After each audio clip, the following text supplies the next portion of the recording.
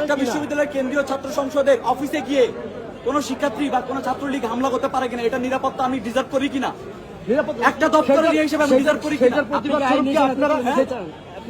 আইনের হাতে তুলে দিয়ে দেখলাম তো কি হলো। আইনের হাতে তুলে দিলাম তো, আপনাদের সামনে আইনের হাতে তুলে দিলাম। আইন কতটুকু করতে পারছে আমাদের ইনসান? 2 বছর ধরে ছাত্রলীগের ব্যাপারে কোনো ডিসিশন না নিয়ে আজকে এই পরিস্থিতিতে তারা নিয়ে আসলো। এটা দায় আমি কাকে দিব? আমি আইনকে দিব, আমি প্রশাসনকে দিব।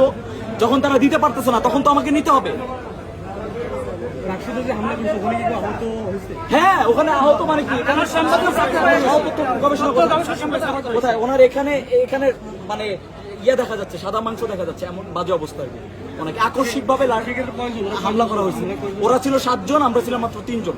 এবং আমরা জাস্ট বসে, আমি তো সহতত্ত্ব গবেষণার সাথে কথা বলতেছিলাম, আকস্মিক ভাবে তারা গিয়ে হামলা করছে। 7 জনের নামগুলো আমি তো চিনি না তাদেরকে।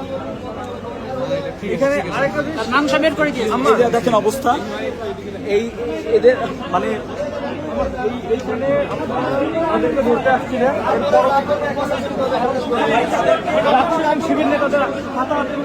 না, এটা তাদেরকে ধরতে আসা হয়েছে, তারা পালায় ভিতরে গেছে। তখন কি স্টুডেন্টরা বা আবার হল সংসদ প্রতিনিধিরা, আপনারা হল সংসদ প্রতিনিধি আর শিবির গুলায় ফেললে তো হবে না ভাই।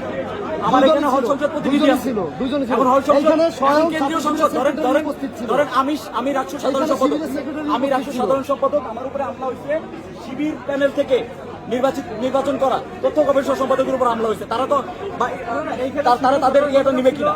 শিবিরের মিডিয়া সেক্রেটারিও এখানে ছিল যখন এটার ডিসিশন তাদের থেকে নিতে হবে। এটা তো আর আমি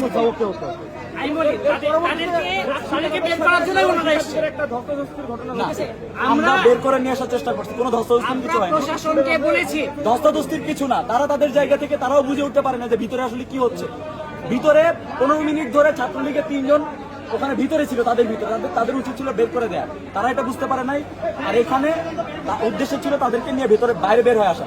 এখন পর্যন্ত কিন্তু তারা টেবিল ধরে বসে আছে, তাদেরকে আনতে গেলে ভিতরে যাইতেই হবে, মাস্ট বি। তো এই জন্য এই ব্যাপারটা হয়েছে আর কি, অনাকাঙ্ক্ষিত।